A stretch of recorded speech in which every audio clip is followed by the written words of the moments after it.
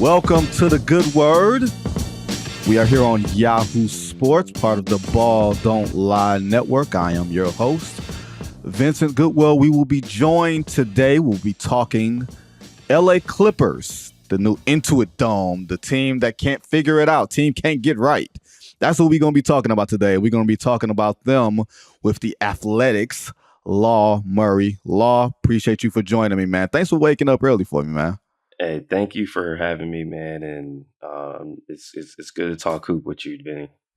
Yeah. Law is one of those guys that honestly that I wanted to have on the podcast for a while because I love his work. And this man went on TV with a headband. That's how I know he is all about that life. I saw Law Murray on TV with Jim Hill in LA with a headband. I was like, this dude is authentically him. And your writing reflects that. Your coverage reflects that, man. I really appreciate you. Before we talk about the Clippers, we have to talk about Mr. Harden, right? So before the last time you guys heard me, which was about 2 weeks ago, James Harden hadn't yet tightened the screws on Daryl Morey. So he called Daryl Morey a liar. Then he got fined by the league for it. Then the Players Association, of course, has filed a grievance because what's wrong with calling a man a liar if he lies?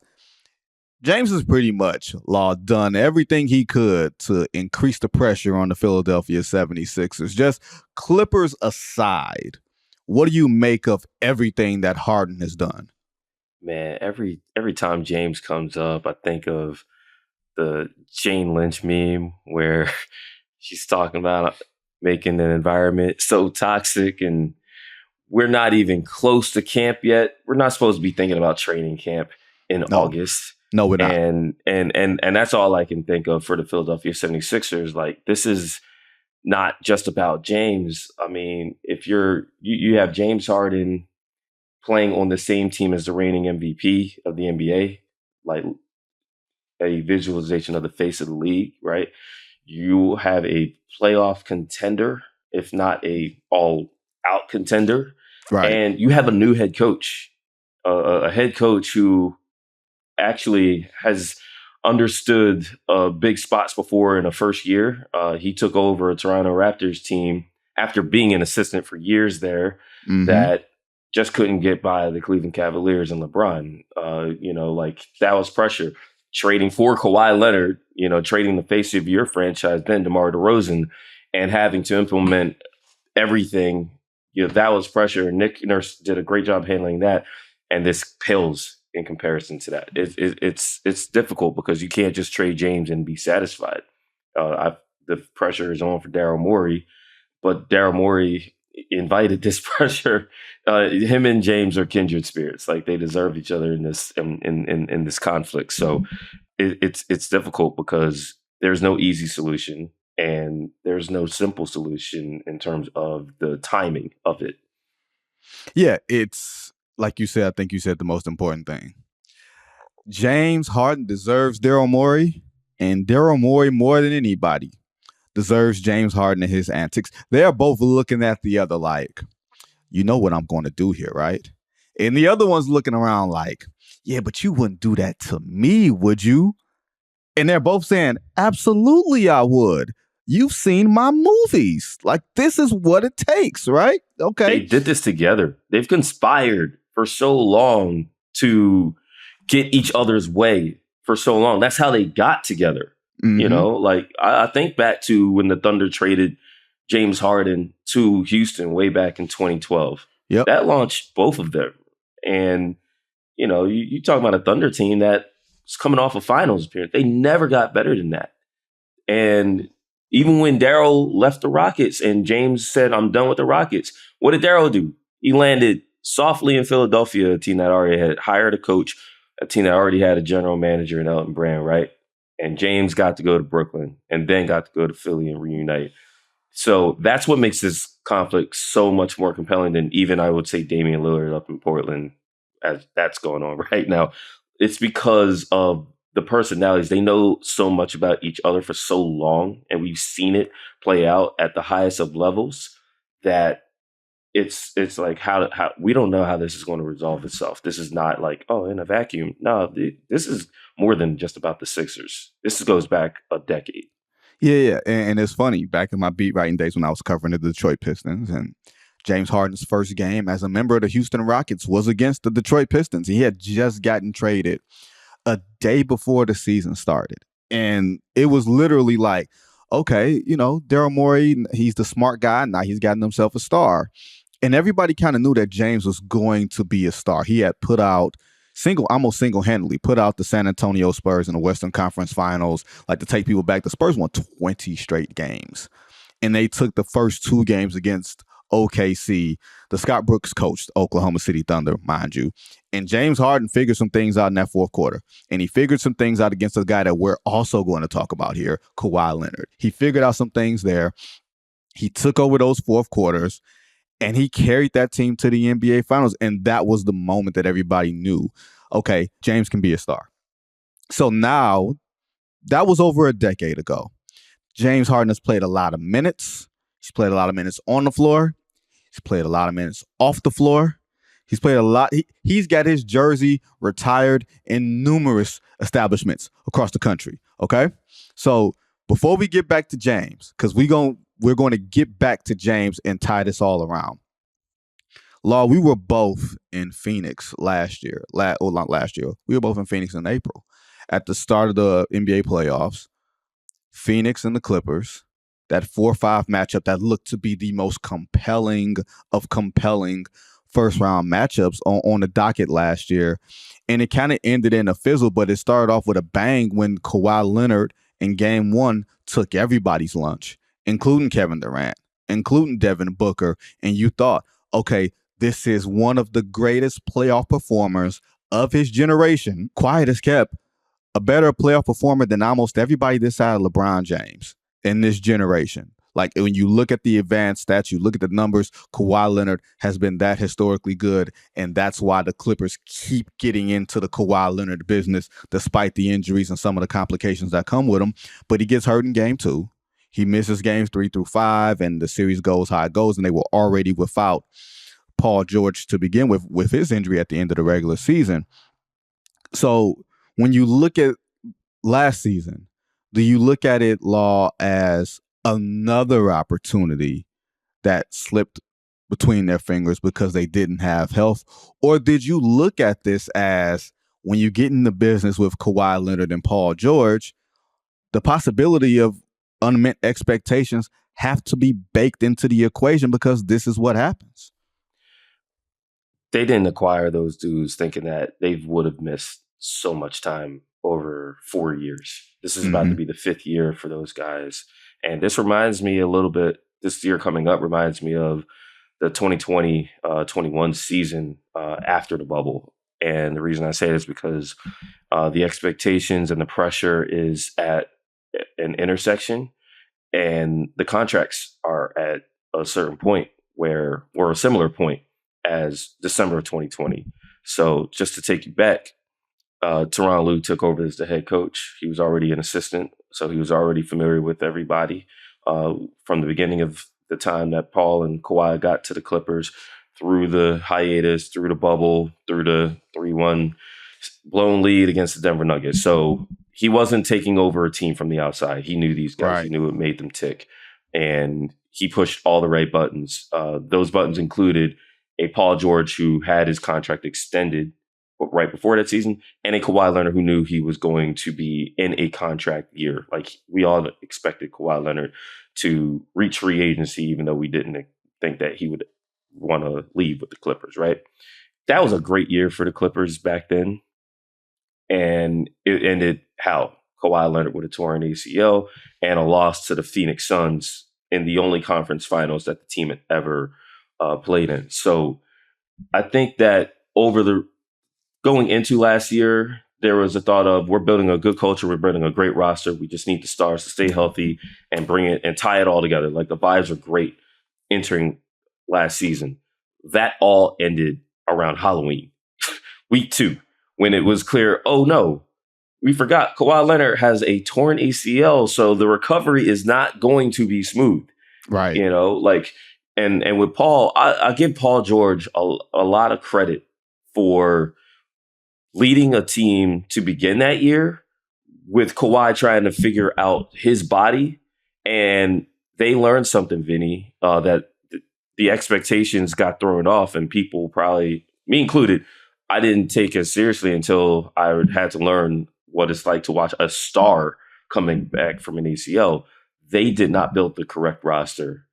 They learned the hard way, and the hard way being the first half of the entire NBA season, that they did not build the right roster, whether Kawhi and Paul were healthy or not. And that colored the rest of the year. The playoffs to me were a wash, Vinny. I'm glad you were anticipating that Suns Clippers matchup.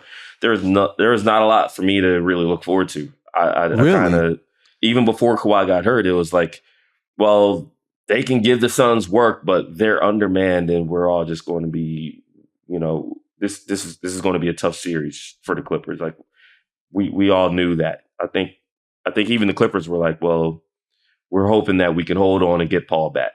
And instead, not only was Paul not able to come back, but they lost Kawhi too.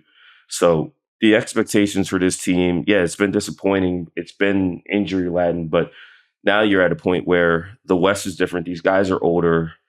You're at a serious crossroads, and it affects everyone now, not just the stars.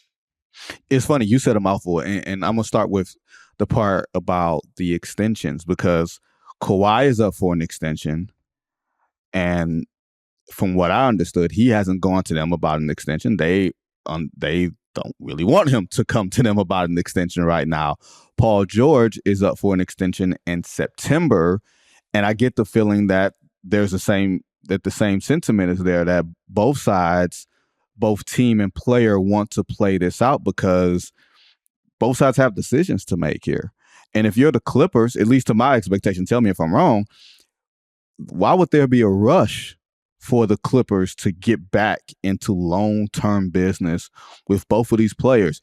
Even though they have the building opening up next year, I went and toured the Intuit Dome during the first round of the playoffs. Like, they hadn't put the dome yet on top, but it looked enormous. It looked beautiful, right in Inglewood, right next to SoFi, right on the other side of the Forum. It looks great. You're going to have stars to fill that building up, but it doesn't feel like the front office is in a spot where they're saying, you know what, y'all, let's just get into the business of signing long-term contracts to players who will be entering their late 30s, mid 30s, and they're already injury prone. Like, I get the feeling that the Clippers are not in the business of saying, hey, we're just happy that you guys are here. They're past that point of desperation, right? Yeah, it's the last year for a lot of things, Vinny. It really is. It almost feels like a last dance but not for a champion. We're not talking about the Golden State Warriors or obviously the late 90s Bulls. We're talking about a team trying to get to that point, or thought that they were going to establish themselves at that point prior to the pandemic. And what you have is the relationships are really strong between Paul and Kawhi, the players, the stars and the head coach, the stars and the ownership. Steve Ballmer is in a position where he really wants these guys to be the marquee for the new building. He wants Tyronn Lue to be that head coach for the next building. He wants the front office to be in place to open this new building.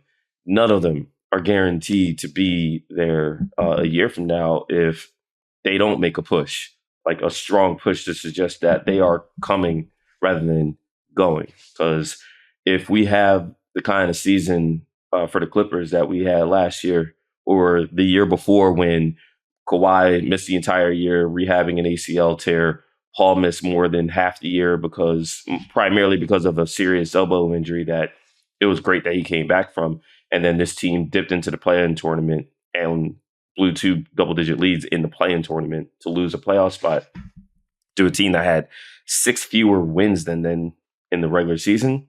Then you can't justify bringing those figures back. You have to find a different way to tell fans, hey, this is Intuit Dome. We're establishing a new era. Well, that new era might be a lot more drastic from a personnel standpoint if they can't change the fortunes of the team from the previous 2 seasons. And that's what the conversation is with Paul and Kawhi. You don't need to tell those dudes, hey, guys, we need to win championship now, or we need to make a push, or we need you guys to play more consistently. We need you guys to lead. The circumstances speak for themselves, Vinny. And I think we've forgotten. I won't say we've forgotten. I think it's easy to forget that, like my point earlier, Kawhi Leonard is one of the greatest playoff performers that we've had in this generation of basketball. That is why the Clippers are saying, okay, we'll give you another chance. You know, like you dating that fine woman, and she keep doing things that you don't like. You like, baby, I'm gonna give you one more chance.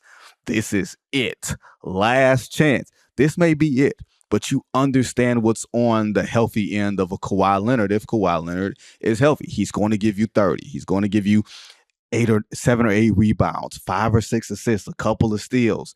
He literally is an ultimate ceiling raiser, when he's healthy.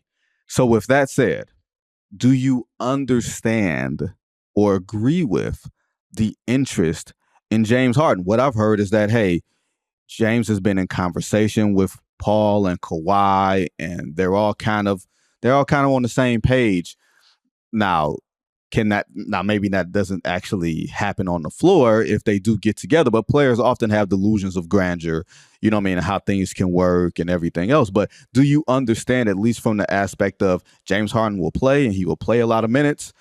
Is he the ultimate sort of, innings pitcher?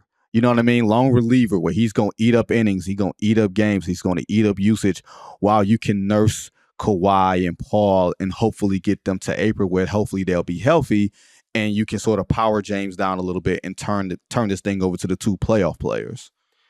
James Harden is the ideal roster complement for this team in ways that go beyond James. This team has way too many rotation guys. They have too many of the same kind of power forward.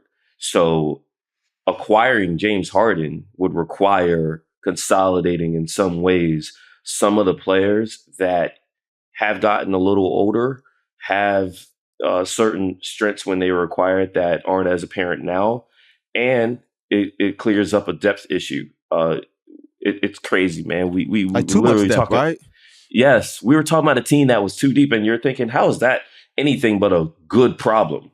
Well, it turns out when you got the wrong guys, wrong fits, and you literally can't play, your third stringers that you're paying $10+ million to, that's a problem. It's a front office problem. It became a coaching problem, right? So if you're getting a guy like James Harden, then you're fixing that.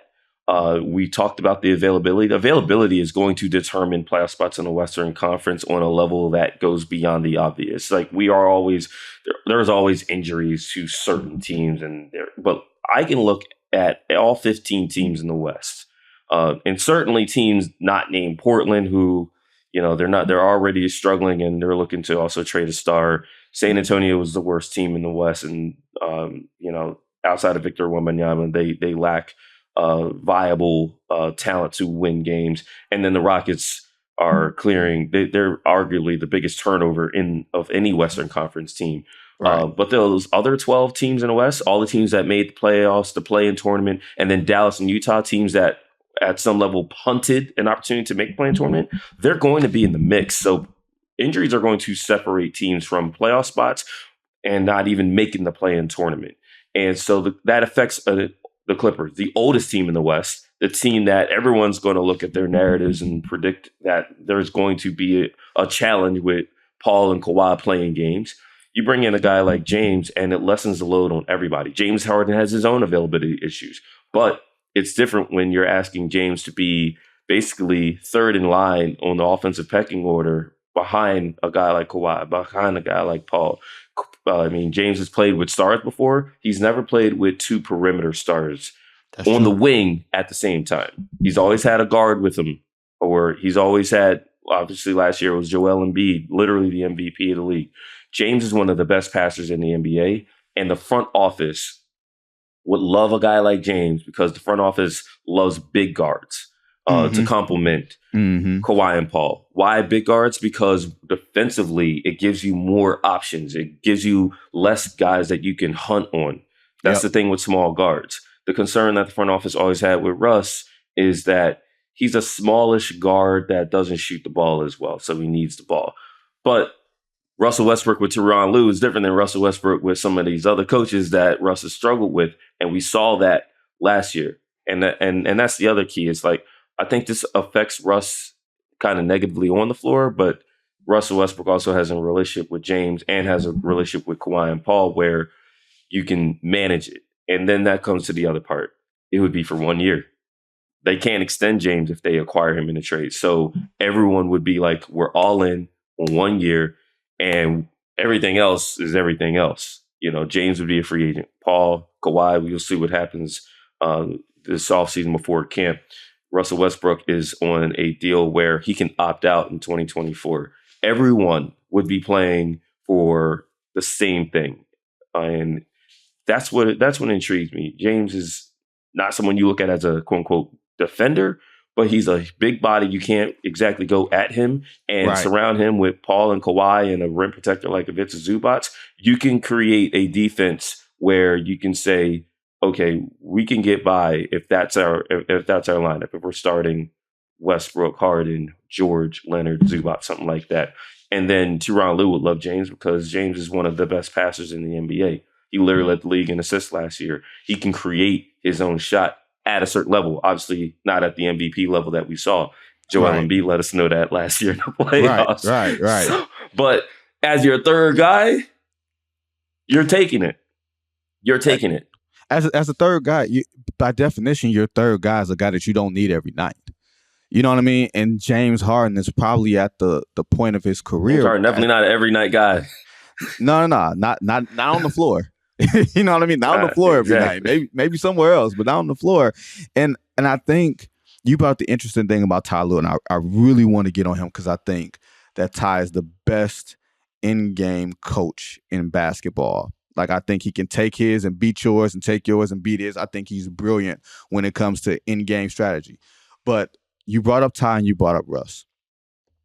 The intel that was on Russ as the Lakers thing was ending was, this is not a guy that you can play with. It was a bad juju, bad chemistry. We all remember everything that happened when LeBron passed Kareem that night in February and everything else. And it didn't look good, didn't feel good. And then Russ got in the building. And I felt like everybody's tone about him changed when they were able to see him in action, when they were able to see him work with the young guys, when they were able to see his consistency and him show up, even with the warts. And I think part of that is attributed to Ty Lue and how he's able to connect with guys. So with all the stink that's on James Harden right now, is there the belief, oh yeah, we can bring James in here and Ty will work his magic with him and he won't be, quote unquote, a problem, a coaching issue like maybe he was with Doc Rivers last year where they couldn't necessarily connect? Is that what the Clippers internally believe, is that Ty basically is going to be the elixir to everything as far as with James Harden and figuring that out? The thing with Tyronn Lue is, as great as he is from an X's and O's standpoint and from a in-game adjustments and strategy standpoint, that dude, he's going to be T. Lue. He's going to say what he wants to say and needs to say and gets the message across, especially when you're a star player, especially when you've done something in the league and you know that not every coach can reach a guy. You know, you can have your message, but it's going to get delivered. It's not going to be received a certain way. Tyronn Lue knows how to push the right buttons in guys. He knew what he was getting at Russell Westbrook. Keep in mind, anytime the Lakers and Clippers played each other over the last 2 years and Russell Westbrook was on the floor for the Lakers, I mean, the Clippers just absolutely abused Russ. Right. I mean, the first game of last year, I think Russ missed every single shot that he took in a close loss for the Lakers. There were Clippers fans, Clippers front office personnel. They were wary of Russell Westbrook because we had seen Russ struggle on such a high level, and and everyone's idea was that it was primarily Russ who was a problem. Tyronn Lue, he will prioritize understanding who you are as a player, what your strengths are, and emphasizing your strengths. And he's going to keep you accountable at the same time. I think last year was honestly he got energy. He was refreshed by getting a chance to coach Russell Westbrook. The Clippers had a bottom 5 point guard situation for 70% of last season. I don't say that lightly. They went in thinking Reggie Jackson and John Wall were going to be enough. And I think the front office was already hesitant about John. So when John had his struggles, they're thinking Russ is going to be in a similar spot. But they traded all their point guards. They also opened the door for Paul George to be like, we need Russ in the middle of the locker room after the Drew Holiday had locked him up, and these dudes, Bones Highland and Eric Gordon and Mason Plumlee, all dudes who you're bringing onto your team because you're asking them on some level to facilitate offense from their respective positions. Right. And they listened to their stars. They listened to their head coach who, wanted a new point guard. And it would be the same thing with James. Like, T. Lue knows all the issues with James. And T. Lue's going to talk to him like an adult. He's not going to hold his hand. He's not going to placate him. He's not going to pacify him. But he is going to say, you can still do this on a high level, and we're going to put you in positions to do what you do at a high level. And that's what happened with Russ. That's going to be what happens with James if he comes here. That's been the case with Paul and Kawhi. Like, T. Lue tells Paul George all the time, I don't care what they talk about you. We need you to be who you are. And that message gets received. I never worry about T. Lue when it comes to stars. My only concern with T. Lue is relating to the other guys and make sure the other guys, some who aren't guaranteed whether they're going to play or not, how he's going to keep them together coming into this next season. And with that, we're going to be right back with Law Murray with a little bit more from Ty Lue and this aging Clippers roster right here on the Good Word with Goodwill podcast.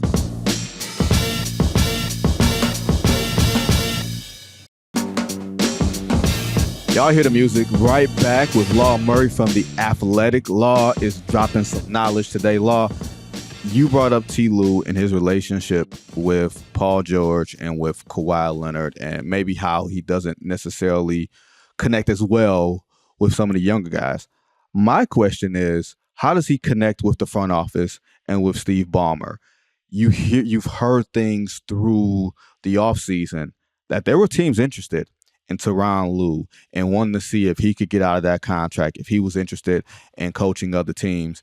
And not only did the Clippers not grant him permission to actually talk to anybody, they didn't extend his contract either. You know what I mean? So now it's put almost in a tenable position where you're wondering about his immediate future and his long-term future. Not the immediate future in the way of, is he going to get fired in the middle of the season or anything crazy like that? But just where do you think ownership in the front office sits with Ty Lue, who, by the way, is on Steve Kerr's staff with Eric Spoelstra and Mark Few over there in the Philippines for, USA basketball, cementing his status as one of those top 3, top 4 coaches in the league. What do you think his long-term prospects are with the Clippers, or does everything with him depend on this season?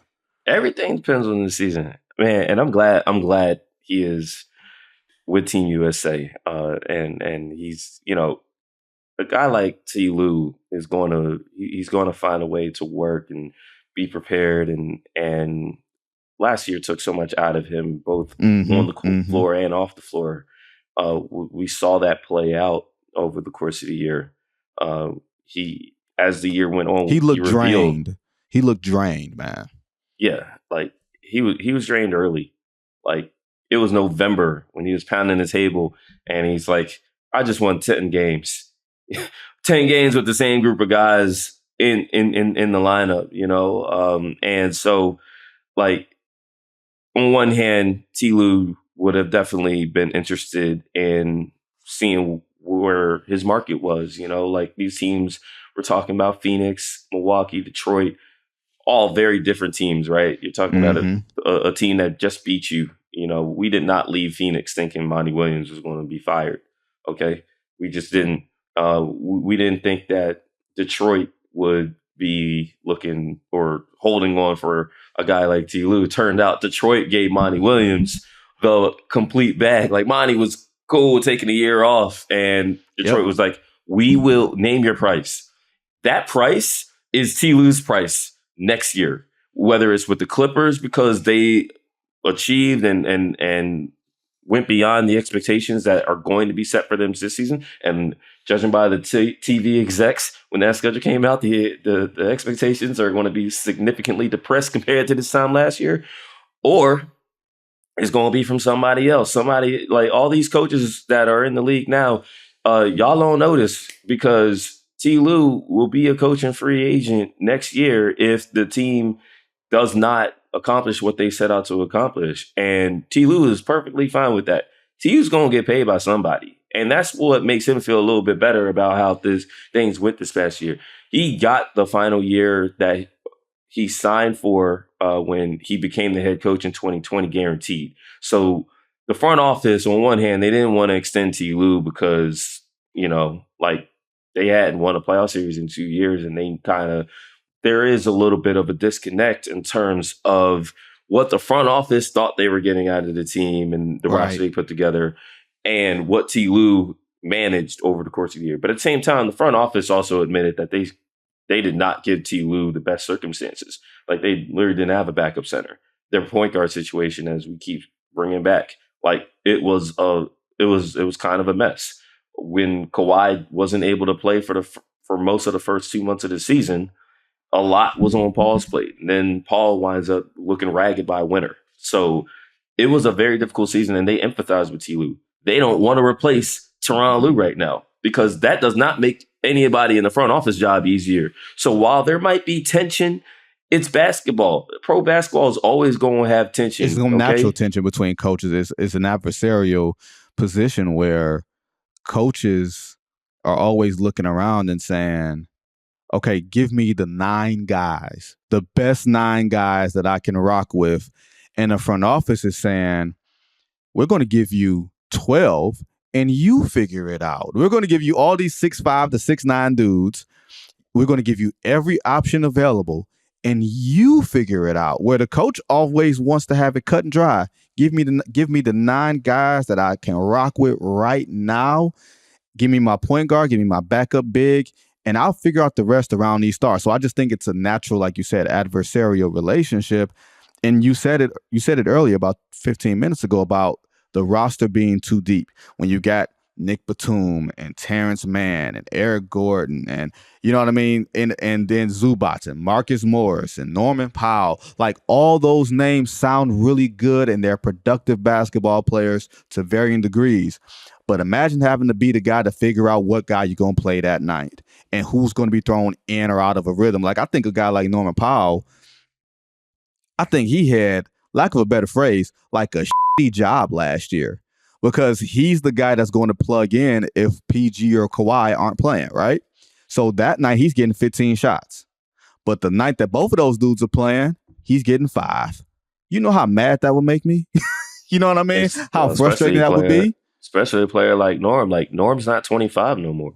Mm-hmm. Norm just turned 30. I mean, Norm is a great example that you bring up, Vinny, because this time last year, going into camp, Norman was like, I want to be a starter. And we're all thinking, there's no way.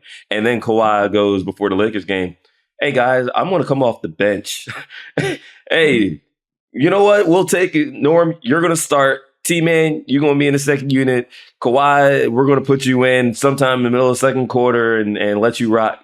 Like, it was thrilling for like a week, you know? They realized, okay, you know what? Kawhi's going to come back and he's going to start. And Norm, you're going to have to lead our second unit because that's the role that we got you here for. Like, it was stuff like that where you go a whole camp and you're thinking, all right, Norm's going to be in second unit. Oh, wait, you know what? We can start Norm. He's a bucket. He can shoot. He can play on and off the ball. And then you find out, oh, wait, Norman Powell and Luke Kennard have the same weaknesses. Like, neither one of those dudes are great playmakers, even though they have the outlines of a player when you like the watch profile. and feel basketball. Where it's like, oh, right. You don't need a true point guard. Have them do it. It's like, it turns out that's a problem. We kind of need them to be, you know, on the wing, focusing off the ball or focusing on buckets, not focusing on trying to get everybody else initiated into an offense. And then you wind up moving on from certain dudes because you have certain dudes.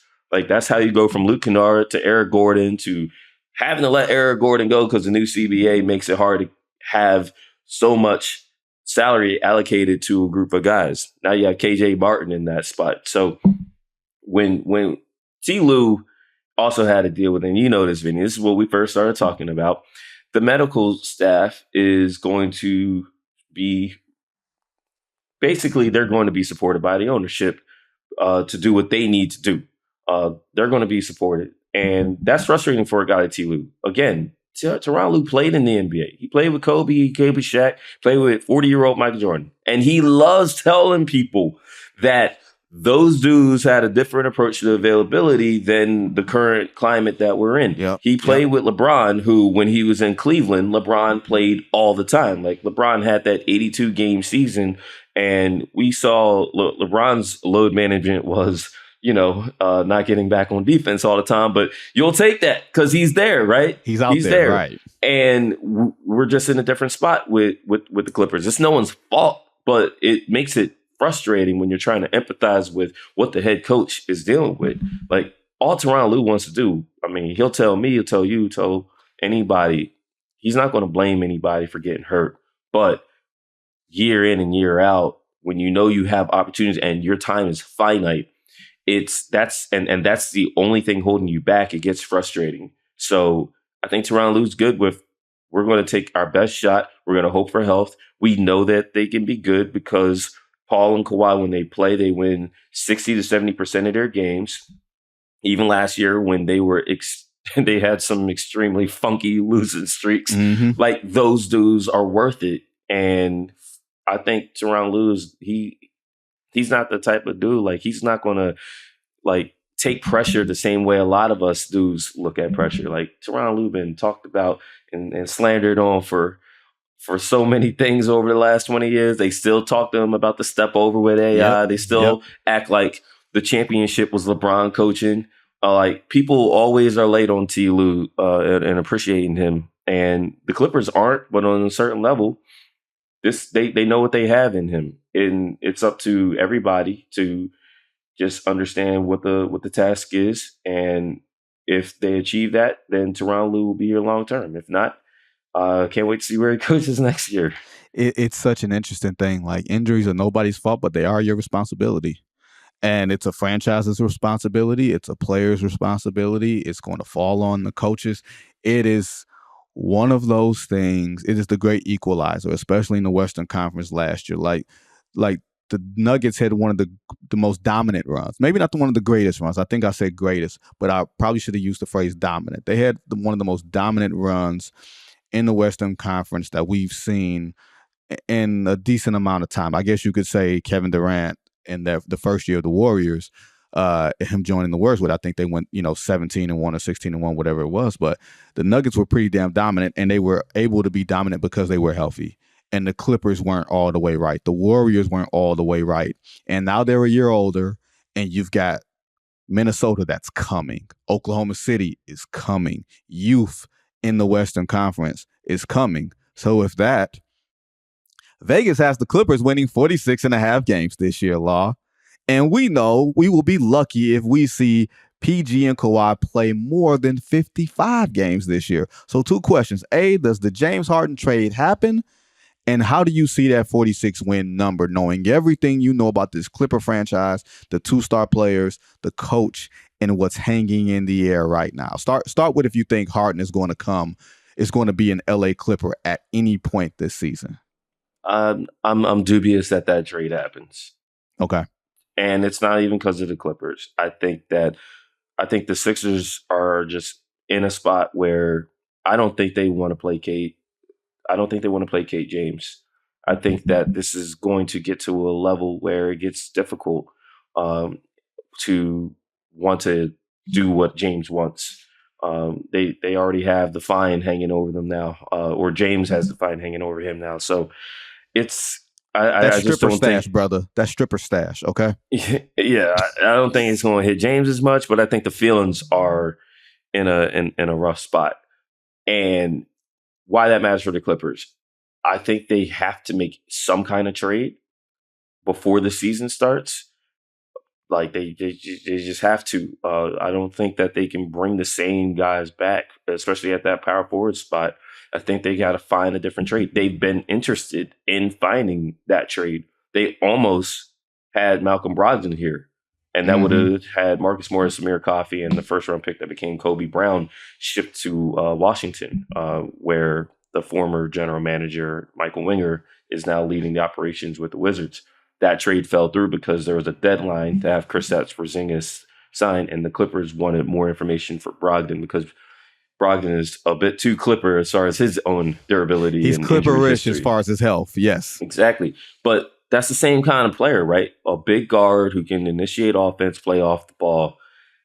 James Harden is just a super version of that. They're going to, I don't know who that player is, but I just feel like the Clippers are going to get to a point when we get to camp where they want to make some kind of move. And if it's not James, I think they'll move on at some point. Now that goes to who's going to win, or how many games do you expect the Clippers to win next season? Do you think they're a home court advantage team in the first round? You don't have to give like a round number. That's a little difficult. But do you think they are first round? Do you think they're a first round home court team, play-in team, or right in that 5-6? I think 5-6 is a safe bet for them. And I think it's just because the West is so strong. But I actually think they can challenge for 50 wins. So this is clearly not based off of the Western Conference last year. Last year's Western Conference was unserious, Vinny, on so many levels. The Nuggets won 53 games. You know why they won 53 games? Because they got to a point where they saw the teams behind them, and they were unchallenged. And so they just spent the last 20 games of the season just doing whatever they wanted. They messing around. I'm sorry. They won, 53.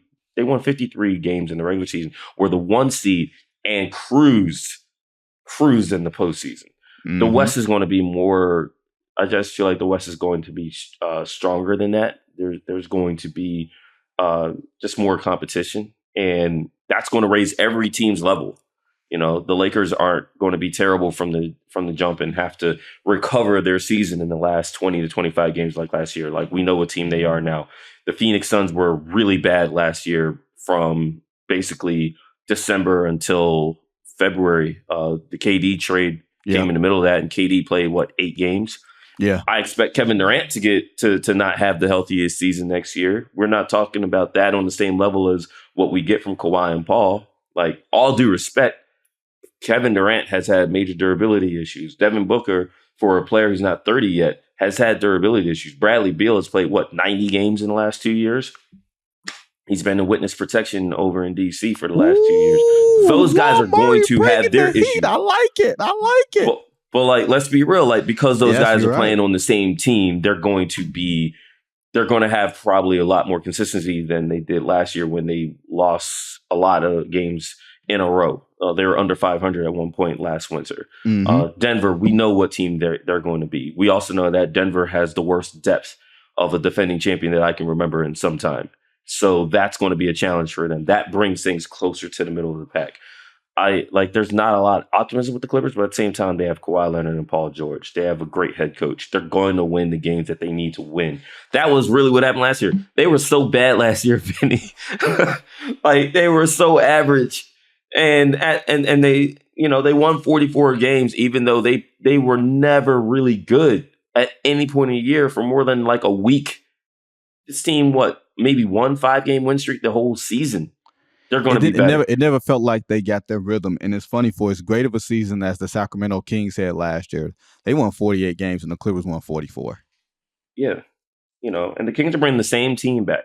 What was the benefit for the Kings? The thing that we always get sensitive when it comes to injuries and durability, but we don't ever keep that same energy for the teams that didn't have any real durability issues during the regular season. Last year's Kings made the playoffs in part because all those dudes stayed healthy, stayed together, and stayed connected through the course of the year. And that was huge. It was like the Phoenix Suns coming out of the bubble. Yep. Having a lineup that works and then playing that lineup for a good 50, 60 games, all 5 guys, maybe you're going to be better than you would if you had guys in and out the lineup like a bunch of these other teams did.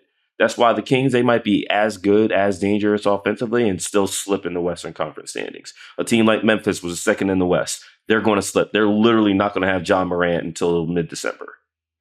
That might actually help them, to be perfectly honest. It might. What's the conversation with the Grizzlies? What happens in the playoffs with them? We know they have the regular season figured out. They're going to beat your ass in the regular season because they're just going to keep coming. But they get adjusted pretty damn good in the playoffs. So, maybe they do need some counters to work on. Everybody, this is going, I think you said it at the beginning, this is a year transition in the Western Conference. This is going to be an inflection point in a way that maybe it's not as wide open because Denver could have the championship arrogance that sort of allows them to play with a freedom that, hey, man, we're the champs. We know how to do this. Like when you see the arrogance of a champion and they win the game before they even come into your building, like that sort of thing. I'm very curious if that's the mode that they take. But for everybody else, it's aging teams. It's teams that had continuity, but are you as good? It's Memphis with Ja Morant. It's the Western Conference again, and the Clippers are right there. And the Clippers can probably, there's people with the Clippers law who said, don't pick us. Literally said to me, don't pick us. Don't say that we're good. Don't say that we're right there. We need to fly below the radar. We don't need you or any of your ilk saying that we can be good or we can get to the finals. We need to have as low expectations from the outside as possible while quietly telling everybody we need to get to the finals this year. That's the nonsense that everybody sort of operates with. But Law, anything that I missed there before I let you go, man? You have been excellent with the knowledge today. Yeah, it's like I said, it's a blessing to even talk with you, man. Like, there's a joy that comes with talking about this league. Like we got a lot of vets that inspire us, right? Shout out to Mark Spears, being a Hall of Famer. Had a big role in both of our careers, and I think we're both at the point now where we got to be energized talking about this and keep that refreshed. And so this is refreshing. I don't want to ever get to the point where I'm burnt out talking about something I love. I love talking about the game and learning about it. Like, we learned a lot last year about basketball. We didn't expect, and so we're going to learn some more stuff this next year. The team here in LA with the Clippers, like, we're going to learn a lot about where a franchise is and what the approach is going to be, how that affects stars, role players, coaches, front office, and ownership. So it's going to be exciting, even if the league has only put 2 national TV games before January for this team, and I'll be ready to be in the middle of it. And you will be in the middle of it. That, ladies and gentlemen, is Law Murray. Read him at The Athletic. Follow him on the app formerly known as Twitter. It is known as X. Follow him at Law Murray, the NU. Law, appreciate you, man. Thanks again. Gonna bring you on during the season, man. Hey, thank you, Vinny. Appreciate you, man. When we come back, we're going to talk about the Gilbert Arenas stimulus package.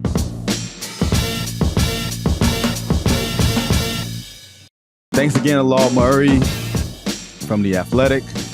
And now I'm sure you all probably are waiting to hear my take on the Gilbert Arenas stimulus package. And that's the nicest way that I will put the Gilbert Arenas stimulus package, because I think Gilbert Arenas doesn't have access to things like YouTube and Google. And if you're Stephen Curry and Gilbert Arenas asks you, are you the greatest point guard of all time? You are supposed to say yes. Stephen Curry is close enough to the top of the throne that he can see it, that he'll say yes. It's no different than Kobe Bryant when he was asked, or LeBron James if he's asked if he's the greatest. LeBron will basically try to tell us all the time that he's the greatest of all time, which is actually kind of annoying. Steph hasn't reached that. He was just answering a question. But I think there are things here that are omitted from the argument, perhaps omitted out of ignorance, just not knowing, perhaps omitted because Gilbert Arenas see Stephen Curry play with the freedom that he wished he could have played with, shooting from 30 feet, doing everything that Steph was able to do. Gilbert was never able to play like that. So there's a kinship there. But Magic Johnson sits at the top of the throne of greatest point guards of all time. And Steph, while being excellent, while being historic, right? He's historic. He's the greatest shooter of all time. There's something about the point guard position that is completely different than any other position in basketball, where your role can literally fluctuate from night to night depending on the opponent and the style of play. Pace and tempo affect point guard more than any other position. And that isn't necessarily the case for Stephen Curry, that it is for Magic Johnson, that it is for a guy who's also conveniently omitted in this conversation, one Isaiah Thomas. And no, this is not Detroit Vinny talking. This is the Vinny that actually, that's just an historian of the game. And Magic Johnson and Isaiah, they are the 2-point guards who could beat you with plan A, plan B, and plan C. Magic Johnson was the conductor of Showtime. And yes, he entered the league with an MVP Jabbar, and the Lakers were the dynastic franchise that was smart and everything else. But Magic was the conductor. And Magic was the guy that brought out the best of the rest of Kareem and Jamal Wilkes and James Worthy and Byron Scott. And James Worthy was a number 1 pick in 1982. Let's not forget that. But Magic Johnson reached 9 NBA finals in 12 seasons. Just think about that, y'all. 9 NBA finals in 12 seasons. One where he might have very well have had HIV and just didn't know it at the time, right? And we remember him being the guy that ran the fast break with the Lakers and the junior skyhook and everything else. But remember, after the slowdown of Kareem Abdul-Jabbar, this is where history comes into place. This is where Basketball Reference is your friend. Magic Johnson won 3 MVPs in 4 years. Think about that, y'all. 3 MVPs in 4 years and was top 5 in MVP nearly every year that he played, except after 1983. I will say 82 because that was the year that he got Paul Westhead fired and everybody turned against him a little bit, but they won a championship that year and he was finals MVP that year. Like, let's keep in mind here, y'all. Let's not get so lost in the present that we forget that Magic could beat you out of the post. He could spray the ball all around. He could score 20 to 25 a game if that's what it's called for. He could play up tempo. He could beat you in a multitude of ways. Steph is the greatest shooter of all time, but he's not the point guard that's going to be best used to spraying the ball all over the floor to everybody else. The threat of his gravity, the threat of the shot always generates the offense. Like, there were ways that you could double team Stephen Curry and force turnovers away out of him. So that basically his best use was not going to be playing on the ball, setting up guys all game. That's not his best use. Now there's the guy that we've forgotten about a little bit, or that people have forgotten about. Gilbert has forgotten about, Isaiah Thomas.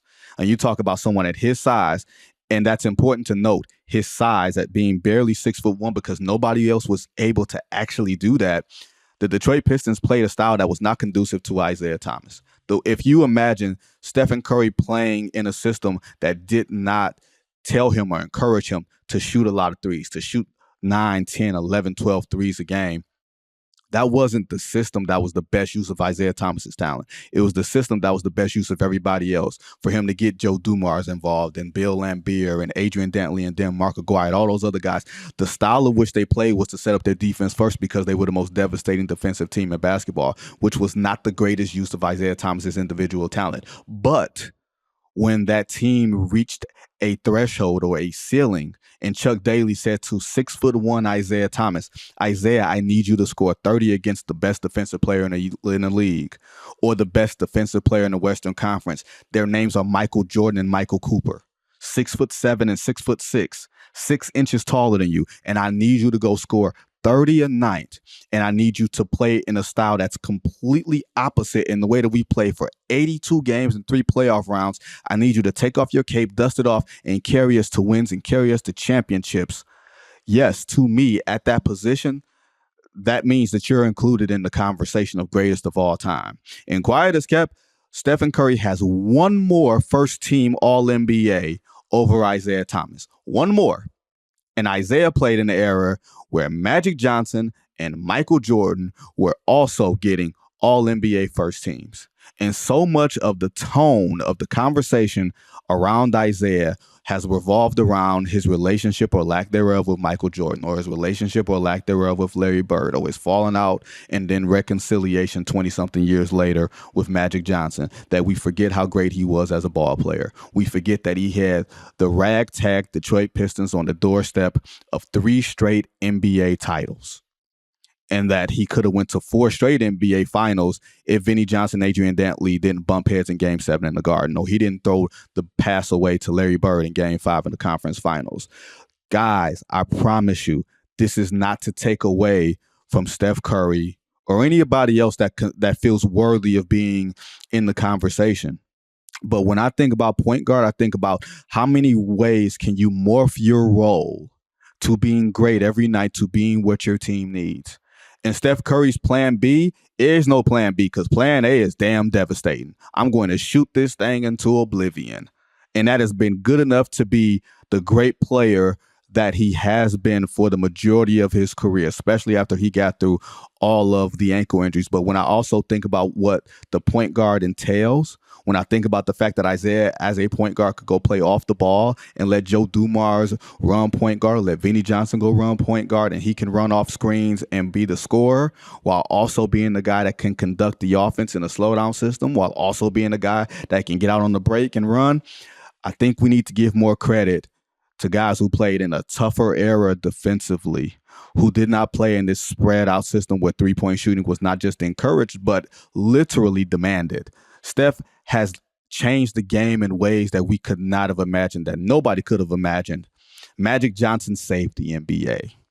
He literally saved the NBA and gave it a texture and gave it a culture and gave it a style. He made passing cool. He made playing with your teammates cool. The NBA was by and large on tape delay, and guys thought of it, or white America by and large thought of it, as the drug-infested league, where players were selfish and only looking out for themselves and were not looking out for the greater good of a team. And Magic Johnson lit up an entire league because he had the temerity to want to get everybody involved, to pass that thing around, and to entertain while winning. Not just entertain while being down 20, but to entertain with a maniacal competitiveness.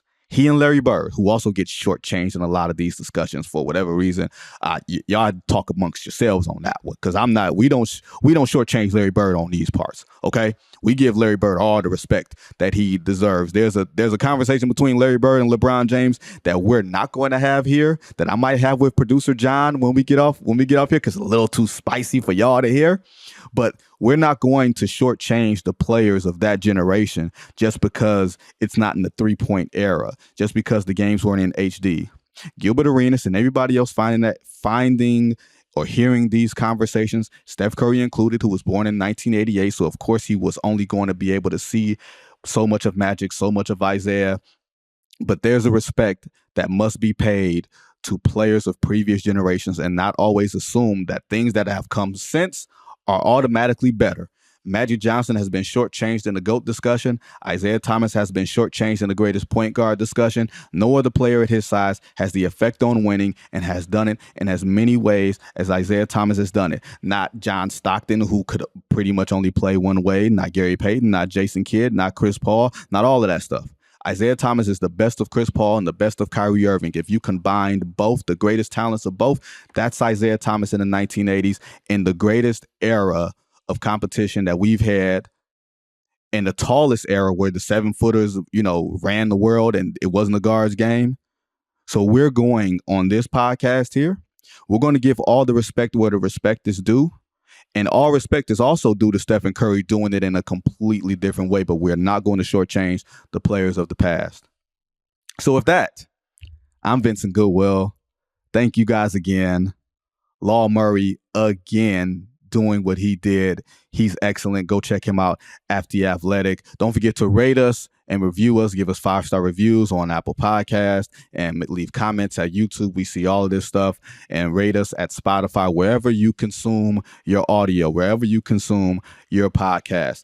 Jake Fisher is in the Philippines for the FIBA tournament, but he should be back as part of next week's No Cap Room, hopefully alongside Dan Devine, who's not in the Philippines. Dan Devine is probably chilling somewhere, letting his hair grow or putting some product in his hair. You know, maybe those two can conspire on those things. But if they're not on the episode of No Cap Room, we're gonna let John Gennaro figure that out. So for John Gennaro, who's our producer extraordinaire today, for also Evan and Ron, who put together all the videos that you guys see on YouTube and you see on social, I'm Vince Goodwill. You guys hear the music. Everybody be safe. See y'all in a couple weeks.